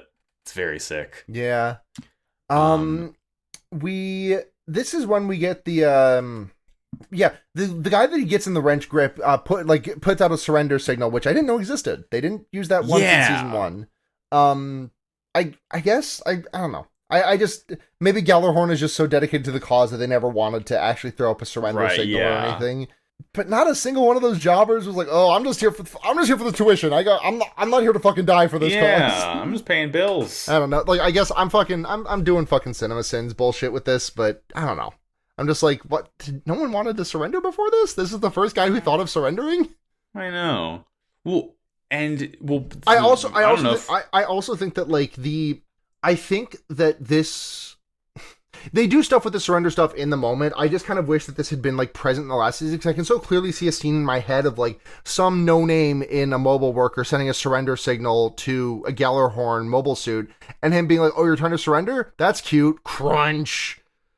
Well, so I don't know if this was changed from the sub or if you just didn't pick up on it, because immediately after that guy surrenders, Sandoval is talking to his men about how his human debris are fighting way harder than his actual soldiers because the human debris aren't allowed to surrender when they fight. I did pick that. I definitely did pick that up. I'm just like, it's just weird that it never came up till now. It's just weird that it never came up. And like, not everyone in Tekkadan is human debris. Like none of them are anymore. Right. Yeah, none of them are anymore. But like, even if we were like going on, like, even if like, I don't know, Gallarhorn had like non-updated registries that was like, okay, Akihiro, do not take surrender signal from human debris. Orga Itsuka, not human debris.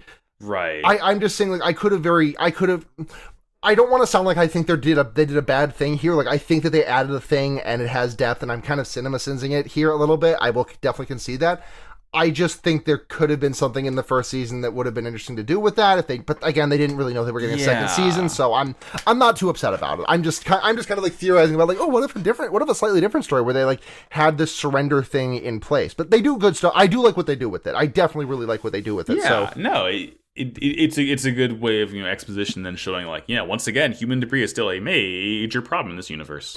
Yeah, because the human debris are actually more useful because they can't fucking throw up their dukes. They can't just like put up their hands and surrender. They can't wave the white flag. They fight like cornered animals. Sandoval then sends out his two like fucking Cosmo and Wanda bandana goons to fight in like matching like green and pink mobile suits. Yeah, I thought they were green and red. I was just like, oh, that's green red from Canada Television. Red green from Red Green show. Everyone heads back to all of Tekkadan heads back to the station to refuel, and this also includes refuel of the pilots because Mika pops open his cockpit and Atra is there like, here, have a little pita pocket. I got you some watermelon juice. Enjoy. Yeah. He's like, me hungry. Give me Sammy, please. Sammy, please. He can use his arm again, which is like, I could be misunderstanding something, and I know that at the end of the last season he lost control of his arm, or he lost like function of that arm, right? Yes.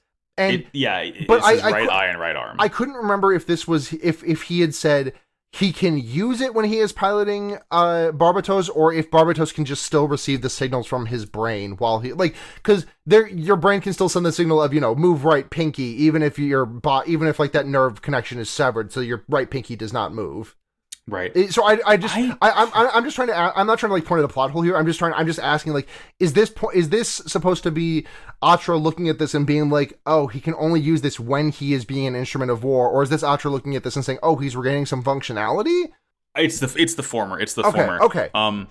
Yeah. From what I understand, it's basically like because his body was overloaded fighting Ein in Barbatos back in season 1. Yeah. And I guess when he's hooked up to the AV system, I mean, everyone gets nosebleeds when they do it. I guess it's like the feedback of all the nanomachines like whirring around in your body and brain and spine and everything that like electrifies you such that you can move those limbs again if you still have them. Sure. Yeah, I was just curious about what about. I was just curious. Yeah, no, it's the former of Atra being like, oh shit, he can move when he's hooked up to this thing. Yeah. Interesting. Yeah. But I wish I could get like canned watermelon juice. I can get canned pineapple juice. I can't get canned watermelon juice. Ooh, that would be that would be refreshing. Right pineapple now. juice. Pineapple juice fucking kicks ass though.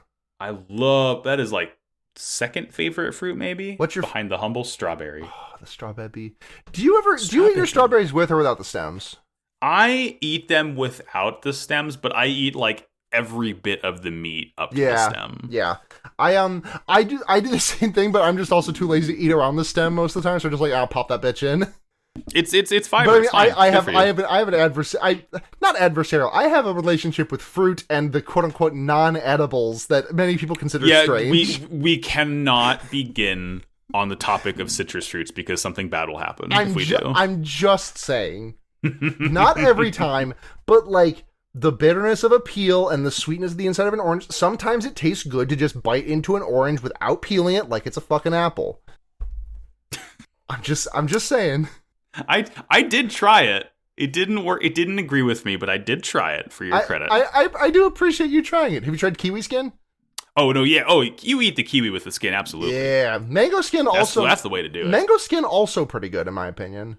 I haven't had mango skin. That's more of a thing where it's like, I don't really like, with orange with the peel on, I actually like enjoy the taste of. Mango with the skin on is like negligible taste, but in terms of like just ease of eating the fruit, really is more. Yeah, it's a whole thing otherwise, right? Because it's like you got to cut the things off, then you got to score it like bread. People who eat pineapple with the skin on are stronger than any U.S. Marine. I think just for a commitment to the bit, I have to do that one of these days. Like, we'll make sure you film it because it sounds like good content. Yeah, don't ever eat a banana with the skin on, though. Like, I mean, Griffin McElroy did learn that lesson himself. But listen, you know the feeling that you get when you've eaten an underripe banana, right? You know, it dries your mouth out a little bit. Eating a banana peel is like that. Oh God! Bananas are like my least favorite fruit, so I can't even imagine. Comes with a handle. What the fuck? How could you hate banana? It is a reaction that my body does that makes me want to spew like as soon as it touches my mouth. I do not know why. I can respect that. I think it's the mushiness of it. Yeah. And there's like the weird veins. I don't know. I'll stick with my strawberries and melon and piña. Banana. Banana. It's such. Yeah, I know it's funny that I'm the shame. Minions guy and I hate banana, exactly, but God gives his hardest tough battles to his strongest warriors. I suppose. He gives his worst tummy to his strongest warriors. So Sandoval eventually launches himself in his Hugo. I like the Hugo. It has like these like two twin like sickles that form like a cool ring. Yeah, slam it's them sick. together. Looks like a what is this? This looks like Lautrec's weapons. Oh shit! Yeah, Lautrec of Karim, right? It's Lautrec. No, it is Lautrec of Karim. You're right. Yeah. Wasn't there a different of Karim character in Dark Souls 1? Sigurd, right? Sigurd, yeah, or Simon, or whatever the fuck. Well, Sigurd of Karim, right? No, you use Sigurd of Katarina. Oh, Katarina, yes. Well, now What am I thinking of? There is another of Karim. Oswald of Karim. Oswald, yes. And Arstor, and Irina, Igon. Oh, there's a couple. Yeah, a lot of Krim. Marvelous, a lot of Krim heads out Marvelous Chester. Who the Marvelous fuck Chester is this sounds guy? like a delightful guy. Oh, he's Artorias character. Okay, Which, don't remember him as much. Yeah, I've only played the DLC like once, maybe twice. Yeah. But yeah, Hugo's cool weapon. At this point though, we get like a bunch of signals of a fleet showing up, and Orga's excited. He's like, "Oh shit, Isarugi, is those your boys?" And he's like, "No, because it's the Aryan Rod fleet, because they have the intel from not Galileo that they're going to be fighting here, so they're here to fight and take credit and everything. And like it's they're not fighting Tekkadan. Tekkadan's not fighting Gjallarhorn, but like it's adversarial because obviously Tekkadan doesn't want Gjallarhorn to be there, so they can take the credit. Mm-hmm. Elion, Julieta and Iok are like, oh, who are these civilians? Who is this Tekkadan? And we cut to Elion talking to one of his soldiers, being like, oh yeah, it's Tekkadan. And as soon as Tekkadan is said, definitely not Galileo walks out of the room and is like, grr, grr. Like, he even says McGillis. Yeah, because like Rustle mentions to the guys, like, yeah, whenever we mention Tekkadan or McGillis, Farid, his hackles are raised. Yeah. God. So yeah, he's important. Whatever. Mm-hmm. We'll get more of this fool later on. But Iok and Julieta launch in the Regenlays, which is like Grays 2, essentially. Mm-hmm. And before Mika can like engage with Sandoval, Julieta stops him, and she's like, "This catch is mine." Yep, it's her quarry. It's her quarry, yeah. So there'd be a pretty adversarial relationship between these two off the bat, and it'll evolve as the season goes on. But yeah, these are our first 3 episodes. I'd say a good beginning of the season. Yeah, good episodes. Good eppies. And Sarah, I got a good Beyond Toon World too. You're going to love this. Trust me. Beyond Toon World!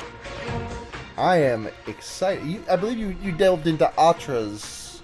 Yes, I wanted to do a season 2 character, but I realized I hadn't done Atra yet, and I didn't realize how rich of a vein this voice actress is. This is your personal Kikuko Inoue. Yeah, this is Cassandra Lee Morris. Oh, I know that name. Sarah, you know a lot of her stuff. I was gonna say that is the first thing that came to my mind was that was one of the women who voiced the main 6 in My Little Pony: Friendship is Magic. But I think I was thinking of Tabitha St. Germain, which is not the same, but it's a 3 name. So, anyways, yeah, no, I don't believe that she's in My Little Pony, but she's in a lot of stuff. She started around 2005. She's from Connecticut. She worked as a lot of different like journalists, and did voiceover eventually. And sure. That's what she's still doing now. So I'm gonna kind of try and jump around, like leave like the huge roles for last. Right. So I'm kicking back, relaxing. Yeah, she relaxing on cool. She was Ritsu Tainaka in K-On! Okay, that's a show that's been on my that's not the show that's been on my list to watch for a while. I've been in a bit of a music anime mood lately. Like, I started watching Kids on the Slope with my friend, and I want to show her Beck after that, and then I feel like it's trying to let K-On! Into my life. But go on. Yeah. In Gundam Seed 2004, she voiced Morelia Ha, and then she was Morelia Ha in Seed Destiny, the sequel series as well. Let's see. In Blue Exorcist, she was Nei and Noriko Paku. In 2013, Sword Fart Online, she was Leafa. Leafa these nuts. Leafa these nuts. She's like the elf fairy girl with the green dress. Let's say, oh yeah, I've seen this bitch around. Yeah, we seen her. In My Hero Academia, she voiced Kota Izumi. Kota was the little boy with the horn hat that Mika protects from Muscle Man. You mean Mika? Izuku. Deku. Izuku, yeah. Mika, Deku, protects from Muscular. Yeah. I forgot about that little shit. Yeah. Yeah. She voiced Sayaka Natori in Your Name. I haven't seen that one yet, but she voiced Annabelle Cream in Little Witch Academia. Great name. Obviously she voiced Atra in Iron Blooded Orphans, but in Gundam Thunderbolt she voiced Janice. I don't know who that is. Never seen Thunderbolt yet. Janice. She's the voice of Iris in Pokemon Masters. Iris is the cute little dragon gym leader from Gen 5. And champion, actually. In 2019's Astral Chain, she voiced Marie Wentz, who's notable because she is the girl who gets in like the Lappy dog mascot costume throughout the game. Oh, I did not know this was a thing in Astral Chain. Oh yeah, no, there's a whole several quests involving. There's a pet play. There's a pet play subquest. It's no. So it's like a not. Not like that. That play belies the nature a little bit. It's like a Japanese mascot, like the giant head. Okay, yeah, it's a Kumamon. In 2020's video game of Bug Snacks, she voiced Beffica Winklesnoot. Oh, Beffica, is she the one who's like really snooty and a bitch, and I love her? Yes, she's like the rude girl. Love you, Beffica. She's voicing Pao Lin Huang in the 2022 Tiger and Bunny 2. Ooh. And let's get into some bigger roles. This is the one that caught my eye immediately. Fucking Yukio GX. She's the voice of Yubel, who is like the main character of seasons 3 and 4. Who's like this? Oh, it's Bakura. Yeah, she's like the Bakura of GX. Not really, but like, yeah, Yubel fucking rules. She's like this, like she's like the Joker, basically. I love her. Yeah, she looks like the Joker. In 2009's, I've heard tell around the block, Sarah, that you've played a good share of League in your day. This is very true. Yes. She voiced the champion of Nami in League of Legends. What? Yeah. Fuck. Now I gotta hold on. I gotta like get a sample of Atra's English voice for just as a compare. I've heard that character voice. So I played that game for 10 years, and that character's been out since I started playing this game. Mm-hmm. Nice mermaid. I mean, I got experience. Yeah, I mean, like, she just sounds like a, what is it? I almost accidentally butt dialed a friend. That was weird. Yeah. Okay. Yep. I hear it. Yeah. Yep. Yeah. Go on. In 2012's Skullgirls, she voiced Skullheart, Minette, Umbrella, and Molly. Umbrella. Oh, I love Umbrella. In 2012's Persona 4 the animation, she voiced Chihiro Fushimi. Okay, I don't know who that Aika is. Nakamura and Kaneko. I don't know who any of those characters are. Okay, that's fine. I heard the Chi, and I just started like sweating bullets, even though I know who Chi. I know that's not Chia's voice actor. Yeah, no. It's not Aaron Fitzgerald or the other woman's name, who I can't remember. Right. In 2014's Bravely Default, she was Adia Lee. Okay, that one's for me. Yeah, she's like one of the 4. A treat for Max. Yeah. In 2014's Guilty Gear Xrd Sign, she's Elfelt. Oh, I love that. I love Elfelt. Yeah. I want them to put Elfelt's she's the wife girl. She's wife girl. In 2015 Xenoblade Chronicles X, she voiced Lin Li Ku, who's another one of the main characters. Another treat for me. All right, and here's the bullshit of it all, Hit Sarah. me with the whammy. 2014. Okay. A little game called Danganronpa. Hold on. Let me. This is Danganronpa 1? Danganronpa 1. Take a guess. I'm pretty sure it's not Kirigiri, because I think that was someone else. I think that was someone else whose name I know, and it's not this person. Not Kirigiri. My first guess is Chihiro? It is not Chihiro. Is it Aoi? It's Aoi Asahina. Yeah, it was those two. So she's Aoi, and she also voiced in Danganronpa V3 Angie Yonaga. Let me look at this character. Oh, she's cute. Yeah. In 2017's Nier Automata, she's Operator 6-0. Is that the one who's in love with 2B? Yes. Yeah. In let's see. Wow, what am I missing? Of course. In 2018's Fire Emblem 3 of them, she is everyone's favorite barefoot goddess Sothis. It's so... They managed to course correct so well on the ancient being who looks like a 12-year-old. Uh-huh. And then they just did that to her. And then they just made her feet out all the time. And they really just put those feet all the way out there, too. Yeah, it's very prominent. Don't like it. Yeah. And her 2 probably most notable roles that we all know and love and hate and fucking hate so much. 2017's Persona 5, she is beloved cat of Morgana. Beloved, sure. Looking cool, Joker. Looking cool. Hold on, let me. Looking cool, Joker. Looking cool, Joker. Looking cool, Joker. POV, you've gotten 6 one-mores in a row. Looking cool, Joker. POV, you're trying to go out at night. What's the last one? Hit me with that last whammy. 2012's show of Madoka. Sorry, Puella Magi Madoka Magica. Is she Madoka? Madoka? No. She's not She's Homura. Kyubey. Yeah. She's Kyubey. Yeah. Fucking crazy wheelhouse Cassandra Lee Morris has. We love it. We love it so much. Just so much shit. It's good though. She fucking, I mean, she's good at it, you know? Yeah. She's fucking good and good at it. She good and good at it. Yeah. Yeah. It's good. Fuck yeah. That's Cassandra Lee Morris. Shit, I need to think of my robot of the week. Yeah, you gotta. I've got mine. I've got my robot of the week. Instant. All right, hit me. My robot of the week is going to be Aiba from AI The Somnium Files. There we go. She's the Uchikoshi shit. She's a little hamster robot. She's a little hamster AI that lives as an eyeball in the protagonist's head because he's missing an eye. And sometimes she just pops out of it and becomes like a translucent, viscous hamster. Hamster. And she's very funny. And sometimes she turns into a jellyfish-looking woman. And she's funnier as hamster. She's so funny as hamster. Hold on, one of my friends sent me like the like design sheet of her recently. Oh, like the sete. Yeah. One second. I gotta send this. Have you played Somnium Files? No, I'm aware of it. Maybe this will convince you otherwise. Hamster.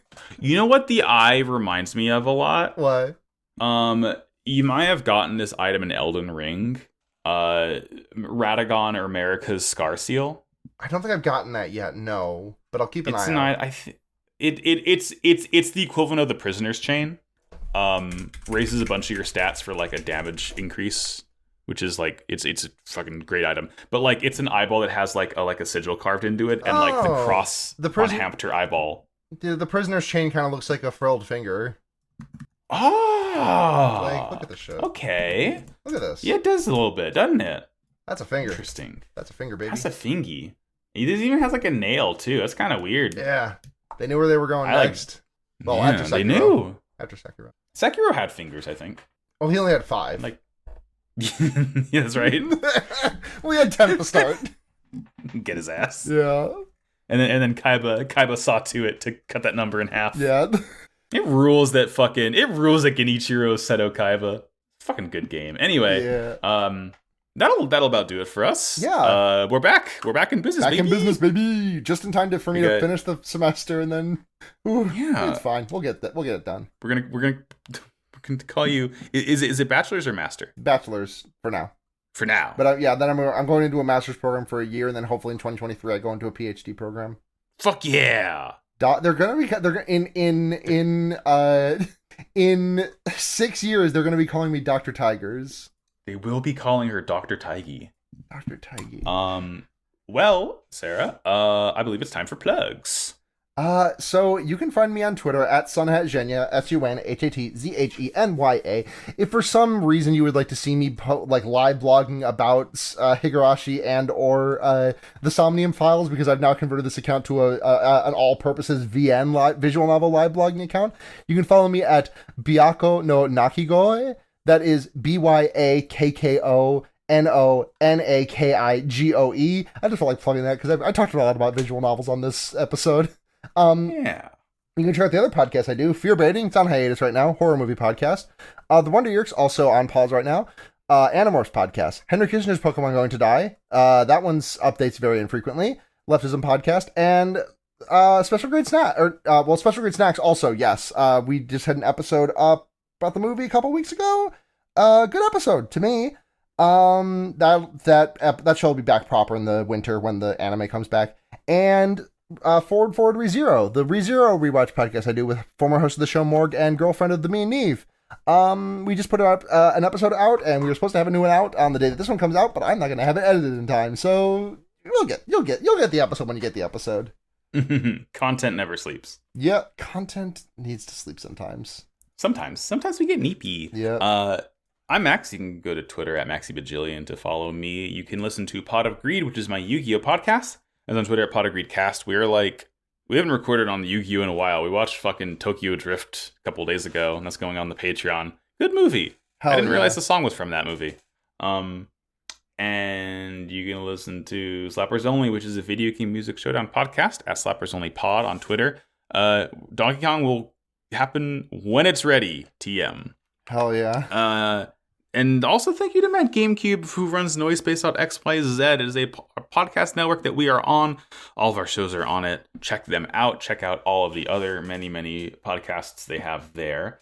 And thank you for tuning in. Thank you for bearing with us as we took a nice little break to refresh our vibes. We're back. We're better than ever. We're going to knock this fucking season out of the park. And eventually I'll talk about Unicorn. So we're going to go from like the most gritty Gundam to fucking Space Magic. Can't wait. Oh, God. Space Magic sounds like it'll be a nice release after this. I know, honestly. Yeah. And lest we forget, as we always say every single week, Sarah, war is bad. But wow, cool robot. I'm always saying it. Good night, folks. Good night.